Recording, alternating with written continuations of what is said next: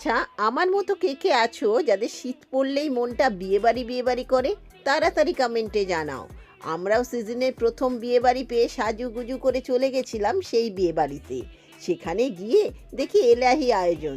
Good evening দোস্ত, আমি Baishakhi. Welcome to my new blog.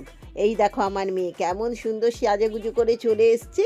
আজকে আমরা এসছি আমার হাজব্যান্ডের কলিগের বিয়েতে। সেই জন্য আমরা প্রথমেই বিয়েবাড়িতে ঢুকে তার হাতে বর কনেকে তাদের উপহার সামগ্রীটা বুঝিয়ে কিছু ছবি টবি তুলে চলে গেলাম স্ন্যাক্স কাউন্টারে, কারণ আমার মেয়ে স্ন্যাক্স হচ্ছে ফেভারিট।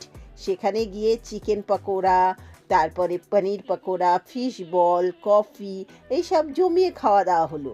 তারপর কিছু ফটো সেশন হলো, আর কিছু প্রিয় মানুষের সঙ্গে গল্প গাছা অনেক কিছু হলো। তারপরে চলে গেলাম মেন কোর্সে। মেন কোর্সেও এলাহি আয়োজন। মাটন, ভেটকি মাছ, মিষ্টি, আইসক্রিম, কি নেই সেখানে। সেখানে গিয়ে আমরা ভালো করে ডিনার করলাম।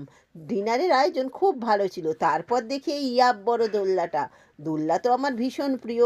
এই কাঠের দোল্লাটায় দোল্লা খেয়ে চলে যাব বাড়ি। তার আগে বলি, এই যে এদের বিয়েতেই আমরা গেছিলাম। সেখানে গিয়ে এই ছোট্টটার সাথে আলাপ। এ যে কি ভালো তোমাদের বলে বোঝাতে পারবো না। দেখে মনে হচ্ছে 5 মিনিট আগেও ও আমায় চিনতো না।